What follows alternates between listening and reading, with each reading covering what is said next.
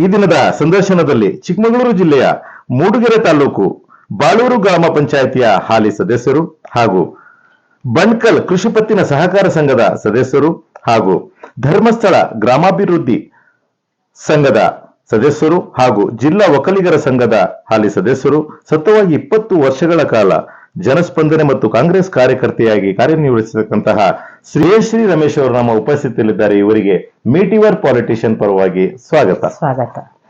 ಮಾತು ಪ್ರಾರಂಭವಾಗೋದಕ್ಕಿಂತ ಮುಂಚಿತವಾಗಿ ತಮ್ಮ ಒಂದು ಪರಿಚಯ ಮೇಡಮ್ ಅವರೇ. ನನ್ನ ಹೆಸರು ಜಯಶ್ರೀ ರಮೇಶ್ ಅಂತ. ನಿಮ್ ಸ್ವಂತೂರು? ಕಳಸದಲ್ಲಿ. ಓಕೆ. ನಿಮ್ ತಂದೆ ತಾಯಿ ಹೆಸರು? ನಾಗಪ್ಪಗೌಡ್ರು ಅಂತ. ತಾಯಿ ಸುಶೀಲಮ್ಮ. ಎಷ್ಟು ಮಕ್ಕಳು? 4 ಜನ ಮಕ್ಕಳು ನಾವು. 2 ಜನ ಗಂಡು 2 ಹೆಣ್ಣು. ಓಕೆ. ಅವರು ಏನ್ ಮಾಡ್ತಾ ಇದಾರೆ? ಅವರು ಕೃಷಿ ಮಾಡ್ತಾ ಇದಾರೆ. ಅವ್ರ ಹೆಸರು? ಭೋಜ ಅಂತ. ಇನ್ನೊಬ್ಬರದು ಸುರೇಶ್ ಅಂತ ಹೇಳಿ. ಓಕೆ. ಹಾಗೆ ಮತ್ತೆ ನಿಮ್ಮ ತಂಗಿ ಲಕ್ಷ್ಮಿ ಅಂತ ಆಲ್ದೂರಿ ಮದುವೆ ಮಾಡ್ಕೊಟ್ಟಿದೀವಿ. ಓಕೆ. ಅರುಣಾ ಅನಾರಿ ಕೊಟ್ಟಿದೀವಿ. ಹೌದಾ? ಓಕೆ. ಹಾಗೆ ನಿಮ್ಮ ಒಂದು ವಿದ್ಯಾಭ್ಯಾಸ ಕಳಸದಲ್ಲೇ ಆಗಿತ್ತು. ತದನಂತರ ನಿಮ್ಗೆ ಮದುವೆ ಮಾಡಿ ನನ್ನನ್ನ ಬಾಳೂರಿಗೆ ಕೊಟ್ರು. ಕೊಮರೇಗೌಡ್ರ ಮಗನ ರಮೇಶ್ ಅಂತ 3ನೇ ಮಗನಿಗೆ ನನ್ನ ಮದುವೆ ಮಾಡಿಕೊಟ್ರು. ಹಾಗೆ ನಿಮ್ಗೆ ಎಷ್ಟು ಮಕ್ಕಳಿದ್ದಾರೆ? ನನಗೆ 4 ಜನ ಮಕ್ಕಳು. 3 ಹೆಣ್ಣು, 1 ಗಂಡಿದೆ. ಬಿಕಾಮ್ ಆಗಿದೆ. ಯಾರಿಗೆ? ದೊಡ್ಡ ಮಗಳಿಗೆ. ಅವಳ ಹೆಸರಂತ? ದೀಪಾ ಅಂತ ಹೇಳಿ. ದೀಪಂಗೆ 2 ಜನ ಮಕ್ಕಳಿದ್ದಾರೆ. ಅವ್ರಿಗೆ ಇಲ್ಲಿ ಮದುವೆ ಮಾಡ್ಕೊಟ್ಟಿದ್ದು? ಹುಗೇರಿ ಅಂತ ಹೇಳಿ. ಓಕೆ. ಅವ್ರ ಹೆಸರು? ಅವ್ರ ಮನೆಯವ್ರ ಹೆಸರು ರಂಜಿತ್ ಅಂತ. ರಂಜಿತ್ ಅನ್ನೋರಿಗೆ ನಮ್ಮ ಮಗಳನ್ನ ದೀಪಾ ಅನ್ನೋರು ಮದುವೆ ಮಾಡ್ಕೊಂಡಿದ್ದೀರಾ. ಅವ್ರಿಗೆ ಎಷ್ಟು ಮಕ್ಕಳು? 2 ಗಂಡು ಮಕ್ಕಳು. 2 ಗಂಡು ಮಕ್ಕಳಿದ್ದಾರೆ. ಓಕೆ. ಹಾಗೆ 2ನೇ ಮಗಳಿಗೆ? 2ನೇ ಮಗಳನ್ನ ಬೆಂಗಳೂರಿಗೆ ಮದುವೆ ಮಾಡ್ಕೊಟ್ಟಿದ್ವಿ, ಶಿಲ್ಪಾ ಅಂತ. ಅವಳ ಮಹೇಶ್ ಅನ್ನೋರಿಗೆ ಕೊಟ್ಟಿದೀವಿ. ಓಕೆ. ಅವ್ರಿಗೆ ಎಷ್ಟು ಮಕ್ಕಳು? 1 ಮಗ ಇದ್ದಾನೆ. ಓಕೆ. ಹಾಗೆ ನೆಕ್ಸ್ಟ್ 3ನೇವಳು? ಕವನ ಅಂತ ಹೆಮ್ಮಕ್ಕಿಗೆ ಮದುವೆ ಮಾಡ್ಕೊಟ್ಟಿದೀವಿ. ಅವ್ರ ಹೆಸರು ಕವನ ಅಂತ. ಸಚಿನ್ ಅನ್ನೋರಿಗೆ ಮದುವೆ ಮಾಡ್ಕೊಟ್ಟಿದೀವಿ. ಓಕೆ. ಹಾಗೆ 4ನೇವ್ರು ಮಗ. ತಂದೆ ಜೊತೆ ಕೃಷಿ ಎಲ್ಲ ಮಾಡ್ತಾ ಇದ್ದಾನೆ. ಹಾಗೆ ಬಿಸ್ನೆಸ್ಸಿಗೂ ಹೊರಗಡೆ ಹೋಗ್ತಾ ಇದ್ದಾನೆ. ಅವ್ರ ಹೆಸರು? ಕಾರ್ತಿಕ್ ಅಂತ ಹೇಳಿ. ಇದಿಷ್ಟು ನಿಮ್ಮ ಒಂದು ಪರಿಚಯ. ಓಕೆ. ಹಾಗೆ ನೀವು ಒಂದು ಗ್ರಾಮ ಪಂಚಾಯತಿ ಸದಸ್ಯರಾದ್ರಿ. ಓಕೆ. ಇದಕ್ಕಿಂತ ಮುಂಚಿತವಾಗಿ ತಾವು ಧರ್ಮಸ್ಥಳ ಸಂಘದಲ್ಲೂ ಕೂಡ ಇದ್ದೀರಾ ತಾವು? ಓಕೆ. ಹಾಗೆ ಮತ್ತೆ ಕೃಷಿ ಪತ್ತಿನ ಸಹಕಾರ ಸಂಘದಲ್ಲೂ ಸದಸ್ಯರಾಗಿದ್ದೀರಾ. ಹಾಗೆ ಮತ್ತೆ ಜಿಲ್ಲಾ ಒಕ್ಕಲಿಗರ ಸಂಘದಲ್ಲೂ ಸದಸ್ಯರಾಗಿದ್ದೀರಾ.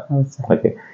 ಹಾಗೆ ಇದು ಮದುವೆಗಿಂತ ಮುಂಚೆನೆ ಇತ್ತ ಅಥವಾ ನಿಮ್ಮ ಯಜಮಾನ್ರು ಎಲ್ಲ ಒಂದು ಇಂಟ್ರೊಡ್ಯೂಸ್ ಮಾಡಿದ್ದ ನಿಮ್ಮ? ಮದ್ವೆಗಿಂತ ಮುಂಚೆ ಇರ್ಲಿಲ್ಲ. ಈ ಮದ್ವೆ ಆದ್ಮೇಲೆ ನಮ್ಮ ಯಜಮಾನ್ರೇ ಇದ್ ಮಾಡಿ ಯಜಮಾನ್ರು ನಿಮ್ಗೆ ಎಲ್ಲದಕ್ಕೂ ಸಪೋರ್ಟ್ ಮಾಡಿದ್ದಾರೆ. ರಾಜಕೀಯ ಬಗ್ಗೆ ತುಂಬಾನೇ ಇಷ್ಟಪಟ್ಟು ಕಳಿಸ್ತಾ. ಅವರು ಸಕ್ರಿಯ 35 ವರ್ಷದಿಂದ ಒಂದು ಕಾಂಗ್ರೆಸ್ ಕಾರ್ಯಕರ್ತರಾಗಿದ್ದಾರೆ. ಹೌದು ಸರ್. ಓಕೆ.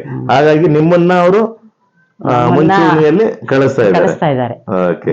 ಹಾಗಾಗಿ ಪ್ರತಿಯೊಂದು ಜನಗಳ ಒಂದು ಸ್ಪಂದನೆ ಆಗಿರ್ಬೋದು, ಮತ್ತೆ ನಿಮಗೆ ಹೇಗೆ ಈ ಒಂದು ಮಾತಾಡೋದಾಗಿರ್ಬೋದು, ಈ ಧೈರ್ಯ ಎಲ್ಲ ನಿಮ್ಗೆ ಈ ಒಂದು ಧರ್ಮಸ್ಥಳ ಸಂಘದಲ್ಲೇ ಸ್ಟಾರ್ಟ್ ಆಗಿದ್ದ? ಧರ್ಮಸ್ಥಳ ಸಂಘದಲ್ಲಿ ಆಯ್ತು. ನನ್ನ ಯಜಮಾನ್ರು ತುಂಬಾ ಇದ್ದಾರೆ. ಅವರು ಸ್ವಲ್ಪ ಧರ್ಮಸ್ಥಳ ಸಂಘ ಮತ್ತೆ ಕೃಷಿ ಪತ್ತಿನ ಸಹಕಾರ ಸಂಘದಲ್ಲೂ ಸಹಿತ ನೀವು ಸದಸ್ಯರಾಗಿದ್ದೀರಾ. ಕಲಿಯೋದಕ್ಕೆ ತುಂಬಾ ಸಿಕ್ಕಿದೆ. ಹಾಗೆ ನೀವು ಚುನಾವಣೆಯಲ್ಲಿ ಸ್ಪರ್ಧೆ ಮಾಡಿದ್ರಿ, ಕಾಂಗ್ರೆಸ್ ಬೆಂಬಲಿತ ಅಭ್ಯರ್ಥಿಯಾಗಿ. ಮೊದಲನೇ ಬಾರಿಗೆ ಜಯವನ್ನು ಗಳಿಸ್ತಿದ್ರಿ. ಓಕೆ. ಹಾಗೆ ನಿಮ್ಮ ಒಂದು ಗ್ರಾಮ ಪಂಚಾಯತಿ ವ್ಯಾಪ್ತಿನಲ್ಲಿ ಮೂಲ ಸೌಕರ್ಯ ಅಂತ ಹೇಳಿದ್ರೆ ನೀರು. ನೀರಿಗೋಸ್ಕರ ನಿಮ್ಮ ಒಂದು ಗ್ರಾಮ ಪಂಚಾಯತಿಗೆ ಏನನ್ನ ನೀವು ಒದಗಿಸ್ಕೊಟ್ಟಿದ್ದೀರಾ? ಜಲಜೀವನ ಇದರಿಂದ ಜಲಜೀವನ್ ಮಿಷನ್ ನಲ್ಲಿ ಮನೆ ಮನೆಗೂ ನೀರು ಸೌಲಭ್ಯ ಆಗಿರ್ಬೋದು, ಮತ್ತೆ ಬೇರೆ ಫೋನ್ ಮಾಡ್ತಾರೆ, ಸಡನ್ ನೀರಿನ ವ್ಯವಸ್ಥೆನ ಬೇರೆ ಮಾಡ್ಕೊಡ್ತೀರಾ. ಮತ್ತೆ ಕೊಳವೆ ಬಾವಿ ಅಥವಾ ಓಪನ್ ಬಾವಿಗಳು ಸಹಿತ ಇದೆ ಸರ್. ಅದನ್ನು ಕೂಡ ನಾವು ಮಾಡಿಸ್ಕೊಡ್ತಾ ಇದ್ದೀವಿ. ಅಂದ್ರೆ ದುರಸ್ತಿ ಕಾರ್ಯಕ್ರಮ ಏನೇ ಒಂದಿದ್ರು ನೀರಿಗೋಸ್ಕರ ಏನೇ ಒಂದು ಸಂಬಂಧಪಟ್ಟ ನಿಮ್ಮ ಒಂದು ಇದರಲ್ಲಿ ಮಾಡ್ಕೊಡ್ತೀವಿ. ನಮ್ಮ ಗ್ರಾಮ ಪಂಚಾಯತಿಯಿಂದ ಏನು ಇದೆ ಸೌಕರ್ಯ ಇದೆ ಅದನ್ನ ನಾವು ಹಾಗೆ ನಿಮ್ಮ ಒಂದು ಗ್ರಾಮ ಪಂಚಾಯತ್ ವ್ಯಾಪ್ತಿನಲ್ಲಿ ರಸ್ತೆಗೋಸ್ಕರ ಸಹ ನಮ್ಮ ಮಂಡಲ್ ಪಂಚಾಯತಿಲಿ ಹಣಕಾಸು ಅಷ್ಟೊಂದು ಇಡ್ಲಿಕ್ಕೆ ಆಗೋದಿಲ್ಲ ಸರ್. ಆಮೇಲೆ ನಮ್ಮ ನಯನಾ ಮೋಟಮ್ಮನವರು ಹೊಸ ಶಾಸಕರು ಎದ್ ಬಂದಿರೋದ್ರಿಂದ ಅವ್ರ ಮನೆ ಬಂದಿದ್ರು.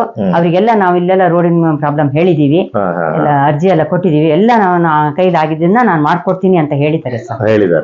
ಸರ್. ಹಾಗೆ ನಿಮ್ಮ ಒಂದು ಗ್ರಾಮ ಪಂಚಾಯತಿನಲ್ಲಿ ಶಿಕ್ಷಣಕ್ಕೋಸ್ಕರ ಏನು ಸೌಲಭ್ಯ ಕೊಟ್ಟಿದ್ದೀರಿ? ನಾವು ಊಟದ ವ್ಯವಸ್ಥೆ ಮಾಡ್ತೀವಿ ಸರ್. ಕಂಪ್ಲೀಟ್ಲಿ ಊಟದ ವ್ಯವಸ್ಥೆ ಚೆನ್ನಾಗಿದೆ. ಚೆನ್ನಾಗಿದೆ. ಹಾಗೆ ಒಂದು ಶೌಚಾಲಯದ ವ್ಯವಸ್ಥೆ ಚೆನ್ನಾಗಿದೆಯಾ ಸ್ಕೂಲ್ನಲ್ಲಿ? ಚೆನ್ನಾಗಿದೆ ಸರ್. ಓಕೆ, ನಾವೇ ಎಲ್ಲ ನೋಡ್ಕೊಟ್ಟಿದ್ದೀವಿ. ಓಕೆ, ಗ್ರಾಮ ಪಂಚಾಯತಿನಲ್ಲಿ. ಹಾಗೆ ಕಾಂಪೌಂಡ್ ವ್ಯವಸ್ಥೆನೂ ಮಾಡ್ಕೊಟ್ಟಿದೀವಿ. ಮಕ್ಕಳಿಗೆ ಆಟ ಆಡ್ಲಿಕ್ಕೆಲ್ಲ ಕಣ ಮಾಡ್ಕೊಟ್ಟಿದೀವಿ. ತುಂಬಾ ಚೆನ್ನಾಗಿ. ಮತ್ತೆ ಇದು ಗಾರ್ಡನ್ ಎಲ್ಲ ಮಾಡ್ಕೊಟ್ಟಿದೀವಿ. ಹಾಗೆ ಒಂದು ಮಾದರಿ ಶಾಲೆ, ಒಂದು ಹೈಟೆಕ್ ಇದು ಶೌಚಾಲಯನೂ ಆಗಿದೆ ಅಂತ ಆಗಿದೆ ಸರ್. ಅದು ನಿಮ್ಮ ಒಂದು ನಮ್ಮ ಗ್ರಾಮ ಪಂಚಾಯತಿಂದಾನೇ ಮಾಡಿರೋದು. ಹಾಗೆ ನಮ್ಮ ಗ್ರಾಮ ಪಂಚಾಯತಿಲಿ 6 ಜನ ಇದೀವಿ. ನಾವು 6 ಜನ ಚೆನ್ನಾಗಿ ಹೊಂದ್ಕೊಂಡು ನಮಗೆ ಏನೇನ್ ಊರಲ್ಲಿ ಸೌಕರ್ಯ ಬೇಕು ಅದನ್ನೆಲ್ಲ ನಾವು ಚೆನ್ನಾಗಿ ಮಾಡ್ತೀವಿ. ಶಿಕ್ಷಣಕ್ಕೆ ನೀವು ಜಾಸ್ತಿ ಒಂದು ಒತ್ತು ಕೊಡ್ತಾ ಇದ್ದೀರಾ? ಹೌದು ಸರ್. ಅಂಗನವಾಡಿನಲ್ಲಿ ಫುಡ್ ಎಲ್ಲ ಹೇಗಿದೆ? ಫುಡ್ ಎಲ್ಲ ತುಂಬಾ ಚೆನ್ನಾಗಿದೆ.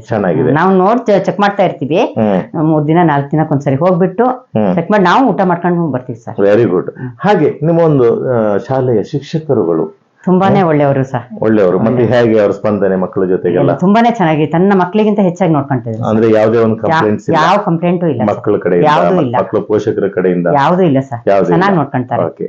ಹಾಗೆ ನಿಮ್ಮ ಒಂದು ಗ್ರಾಮ ಪಂಚಾಯತಿನಲ್ಲಿ ಸ್ವಚ್ಛತೆ, ಈ ಒಂದು ಕಸ ವಿಲೇವಾರಿ ಘಟಕ ಇದೆಲ್ಲ ಇದೆಯಾ? ಅದೆಲ್ಲ ಇದೆ ಸರ್. ಅದನ್ನೆಲ್ಲ ಹೊರಗಡೆ ನಾವು ವೆಹಿಕಲ್ ಮಾಡ್ಬಿಟ್ಟು ಹೊರಗಡೆ ದೂರ ಸ್ಮೆಲ್ ಬರುತ್ತೆ ಅಂತ ಹೇಳ್ಬಿಟ್ಟು ಹೊರಗಡೆ ಹಾಕ್ತಾ ಇದೀವಿ. ಓಕೆ. ಹಾಗೆ ಮತ್ತೆ ಈ ಬಾಕ್ಸ್ಗಳೆಲ್ಲ, ಒಂದು ರಿಂಗ್ಗಳೆಲ್ಲ ಎಲ್ಲ ಒಂದು, ಯಾಕಂದ್ರೆ ನಿಮ್ದು ಪ್ರವಾಸೋದ್ಯಮ, ಪೂರ್ತಿ ಪ್ರವಾಸಿಗರು ಜಾಸ್ತಿ ಬರೋದು.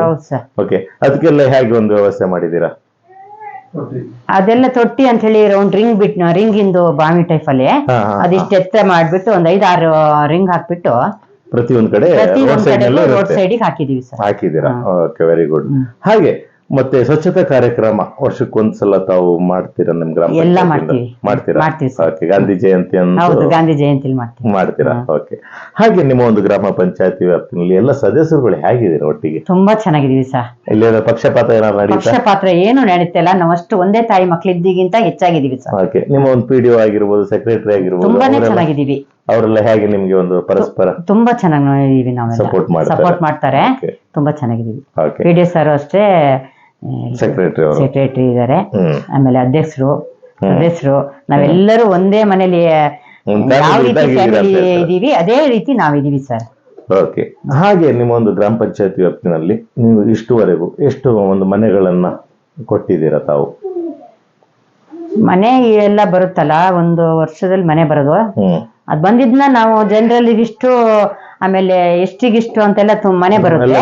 ಅದನ್ನೆಲ್ಲ ನೋಡ್ಬಿಟ್ಟು ನಾವು ಎಷ್ಟು ಮನೆ ಬಂದಿದೆ, ತುಂಬಾನೇ ಇಲ್ದೇ ಇದ್ದವರಿಗೆ, ಕಷ್ಟ ಇದ್ದವರಿಗೆ ಹಂಚಿಬಿಟ್ಟು ನಾವು 6 ಜನನು ಕೊಟ್ಬಿಡ್ತೀವಿ ಸರ್. ಅಂದ್ರೆ ಒಂದು 6 ಜನಕ್ಕೂ ಡಿವೈಡ್ ಆಗುತ್ತೆ ಮನೆ ಅಂತ ಹೇಳಿ. ಅದ್ರ ಮೇಲೆ ಅದನ್ನ ಪರಸ್ಪರ ನೀವು ಎಲ್ಲರಿಗೂ ಡಿವೈಡ್ ಮಾಡ್ಕೊಳ್ತೀರಾ? ಡಿವೈಡ್ ಮಾಡ್ಬಿಟ್ಟು ನಾವ್ ಯಾರ್ಯಾರಿಗೆ ಕೊಡ್ಬೇಕು ಅವಶ್ಯಕತೆ ಮನೆ ಅವಶ್ಯಕತೆ ಇದೆ ನಿಮ್ಗೆ? ಇದೆ ಸರ್. ಗ್ರಾಮ ಪಂಚಾಯತ್ ಇದೆ ಸರ್. ಓಕೆ. ಅಂದ್ರೆ ಸರ್ಕಾರದಿಂದ ಒಂದು ಮನೆ ಮಾಡಕ್ಕೆ ಇಷ್ಟಪಡ್ತೀರಾ? ಹೌದು ಸರ್. ಓಕೆ. ಹಾಗೆ ಮೇಡಮ್ ಅವರೇ, ನಿಮ್ಮ ಒಂದು ಗ್ರಾಮ ಪಂಚಾಯತಿನಲ್ಲಿ ಒಂದು ಅಂಗನವಾಡಿ ದಿನ ಒಂದು ಪ್ರಾಬ್ಲಮ್ ನಡೀತಾ ಇದೆಯಲ್ಲ? ಹೌದು ಸರ್. ಅಂಗನವಾಡಿ ಅದು 22 ಗುಂಟೆ ಜಾಗನ ಅಂಗನವಾಡಿ ಬೇಕು ಅಂತ ಹೇಳಿ ನಮ್ಮ ಮಂಡಲ್ ಕಡೆಯಿಂದ, ಅದು ಗೌರ್ಮೆಂಟ್ ಜಾಗ ಅಂತ ಹೇಳಿ ನಾವು ACDC ಹತ್ರ ಹೋಗ್ಬಿಟ್ಟು ಚೆಕ್ ಮಾಡ್ಸ್ಕೊಂಡ್ ಬಂದಿದೀವಿ. ಅವು ಶಾಸಕರು ಕೂಡ ಬಂದು ಆ ಜಾಗ ಚೆಕ್ ಮಾಡಿ ಇಲ್ಲ ಇಲ್ಲೇ ಅಂಗನವಾಡಿ ಆಗ್ಬೇಕು ಅಂತ ಹೇಳಿ ಹೋಗಿದ್ದಾರೆ. ಆಮೇಲೆ ಬಾರಿಷ್ಟೆಲ್ಲ ಬಂದು ಅದಕ್ಕೆ ನಂಬರ್ ಹಾಕಿ ಹೋಗಿದ್ದಾರೆ ಸರ್. ಅಂದ್ರೆ ನಂಬರ್ ಎಲ್ಲ ಹಾಕಿದ್ದಾರೆ, ಇನ್ನು ಕಟಿಂಗ್ಸ್ ಆರ್ಡರ್ಸ್ ಎಲ್ಲ ಕೊಟ್ಟಿಲ್ಲ ಇನ್ನು ಕೊಟ್ಟಿಲ್ಲ ಸರ್. ನೀವು ಮೊನ್ನೆ ನಯನ ಮುಟಮ್ ಅವರು ಬಂದಿದ್ರಲ್ಲ, ಅವಾಗ ಹೇಳಿದ್ದೀವಿ ಸರ್. ಏನ್ ಹೇಳಿದ್ರು ಅವರು? ಆದಷ್ಟು ಬೇಗ ಮಾಡ್ಕೊಡ್ಬೇಕು ಅಂತ ನಾವೆಲ್ಲರೂ 6 ಜನನು ಹೇಳಿದ್ವಿ. ಆಯ್ತು, ಅದಕ್ಕೇನು ಪ್ರಾಬ್ಲಮ್ ಇಲ್ಲ. ಅದು ಮರ ತೆಗ್ದ್ಬಿಟ್ಟು ಬಾರಿಷ್ಟೆಲ್ಲ ಬಂದಿದ್ರು, ಆದಷ್ಟು ನಂಬರ್ ಹಾಕಿದ್ ಮರನೆಲ್ಲ ತೆಗ್ದ್ಬಿಟ್ಟು ನಮ್ಗೆ ಅಂಗನವಾಡಿಗೆ ವ್ಯವಸ್ಥೆ ಮಾಡ್ಬೇಕು ಅಂತ ಶಾಸಕರು ಹೇಳಿದ್ದಾರೆ ಸರ್. ಹಾಗೆ ನಿಮ್ಮ ಒಂದು ಗ್ರಾಮ ಪಂಚಾಯತಿ ವ್ಯಾಪ್ತಿನಲ್ಲಿ ಒಂದು ಬಡವರಿಗೆ ಕೂಲಿ ಕಾರ್ಮಿಕರಿಗೆ ಯಾವ್ದೋ ಒಂದು ಸ್ಥಳ ಕೊಡ್ತೀವಿ ಅಂತ ನಿಮ್ ಗ್ರಾಮ ಪಂಚಾಯತಿಯಿಂದ ಯಾವ್ದೋ ಒಂದು ಕೆಲಸ ನಡೀತಿದೆ ಅಲ್ಲ, ಏನದು? ಹೌದು ಸರ್. ಅಲ್ಲಿ ಬಾಳೂರು ಎಸ್ಟೇಟ್ ಅಂತ ಹೇಳಿ 3 ಎಕರೆ ಜಾಗ ಇದೆ ಸರ್. ಅದನ್ನ ನಮ್ ಕೂಲಿ ಕಾರ್ಮಿಕರಿಗೆ ಕೊಡ್ಬೇಕು ಅಂತ ಹೇಳಿ ನಮ್ ಗ್ರಾಮ ಪಂಚಾಯತಿಯಿಂದ ನಾವೆಲ್ಲರೂ ಓಡಾಡಿ ಇದ್ ಮಾಡ್ತಾ ಇದೀವಿ. ನಾವು ಮಾಡಿಸ್ತೀವಿ. ಅಂದ್ರೆ ಆಗ್ಬಿಟ್ರೆ ಎಷ್ಟು ಜನಗಳಿಗೆ, ಎಷ್ಟು ಕುಟುಂಬಗಳಿಗೆ ಮನೆಗಳಾಗ್ಬಿಡುತ್ತೆ ಅಲ್ಲಿ? ಒಂದ್ 50-60 ಮನೆ ಆಗುತ್ತೆ ಸರ್. ಭಾರಿ ದೊಡ್ಡ ಕೆಲಸ ಅದು. ಹಾಗೆ ಮೇಡಮ್ ಅವರೇ, ನೀವೊಂದು 20 ವರ್ಷದಿಂದ ಕಾಂಗ್ರೆಸ್ ಕಾರ್ಯಕರ್ತೆಯಾಗಿದ್ದೀರಾ. ಮತ್ತೆ ನಿಮ್ಮ ಯಜಮಾನರು ಸಹಿತ ಒಂದು 35 ವರ್ಷದಿಂದ ಕಾಂಗ್ರೆಸ್ಸಿನ ಸಕ್ರಿಯ ಕಾರ್ಯಕರ್ತರಾಗಿದ್ದಾರೆ.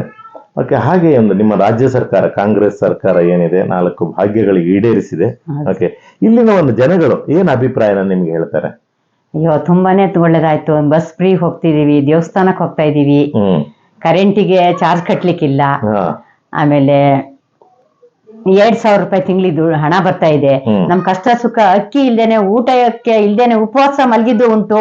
ಆ 2,000 ಸಿಗ್ತದೆ ಅಂತ ತುಂಬಾನೇ ಖುಷಿ ಪಟ್ಟು ಪಡ್ತಾ ಇದೀವಿ ಅಂತ ಹೇಳಿ ಹೇಳ್ತಾರೆ ಸರ್. ಬಂದು ಅಂದ್ರೆ ನಿಮ್ಮ ಹತ್ರ ನನ್ನ ಹತ್ರ ಬಂದು ಹೇಳ್ತಾರೆ ಸರ್. ಹೇಳ್ತಾರೆ. Okay. ಒಳ್ಳೆ ಒಂದು ನಮ್ಮ ಅಭಿಪ್ರಾಯ, ಸರ್ಕಾರ- ಒಳ್ಳೆ ಅಭಿಪ್ರಾಯ ಕೊಡ್ತಾರೆ ಜನಗಳು. ಹೌದು ಸರ್. ಅಂದ್ರೆ ಅವರಿಗೆಲ್ಲ ಸಿಗ್ತಾ ಇದೆ. ಸಿಗ್ತಾ ಇದೆ. ಓಕೆ, ಬಹಳಷ್ಟು ಜನಗಳಿಗೆ ಸಿಗ್ತಾ ಬಹಳಷ್ಟು ಇದೆ. ಜನಿಗೆ 2,000 ರೂಪಾಯಿ ಹಣ ಸಿಗುತ್ತೆ.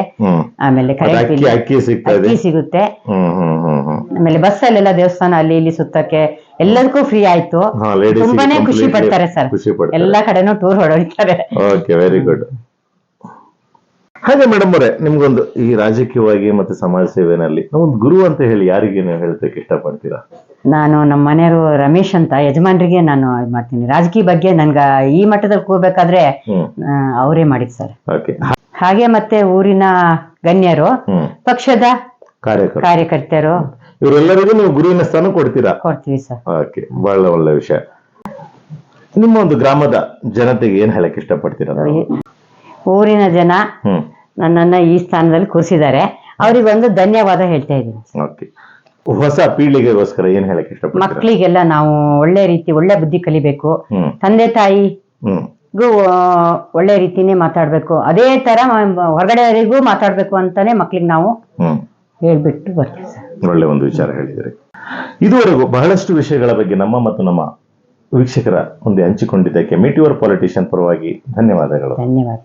ವೀಕ್ಷಕರು ಕೇಳಿದ್ರಲ್ಲ, ಇದುವರೆಗೂ ಚಿಕ್ಕಮಗಳೂರು ಜಿಲ್ಲೆಯ ಮೂಡುಗೆರೆ ತಾಲೂಕು ಬಾಳೂರು ಗ್ರಾಮ ಪಂಚಾಯಿತಿಯ ಹಾಲಿ ಸದಸ್ಯರು ಹಾಗೂ ಬಣಕಲ್ ಕೃಷಿ ಪತ್ತಿನ ಸಹಕಾರ ಸಂಘದ ಸದಸ್ಯರು ಹಾಗೂ ಧರ್ಮಸ್ಥಳ ಗ್ರಾಮಾಭಿವೃದ್ಧಿ ಸಂಘದ ಸದಸ್ಯರು ಹಾಗೂ ಜಿಲ್ಲಾ ಒಕ್ಕಲಿಗರ ಸಂಘದ ಸದಸ್ಯರು ಆದಂತಹ ಶ್ರೀಮತಿ ಜಯಶ್ರೀ ರಮೇಶ್ ಅವರು ಬಹಳಷ್ಟು ವಿಷಯಗಳ ಬಗ್ಗೆ ಮಾತಾಡಿದ್ದಾರೆ. ಇನ್ನು ಹೆಚ್ಚಿನ ಮಾಹಿತಿಗೋಸ್ಕರ ವೀಕ್ಷಿಸಿ ಮೀಟ್ ಯುವರ್ ಪೊಲಿಟಿಷಿಯನ್. ಧನ್ಯವಾದಗಳು.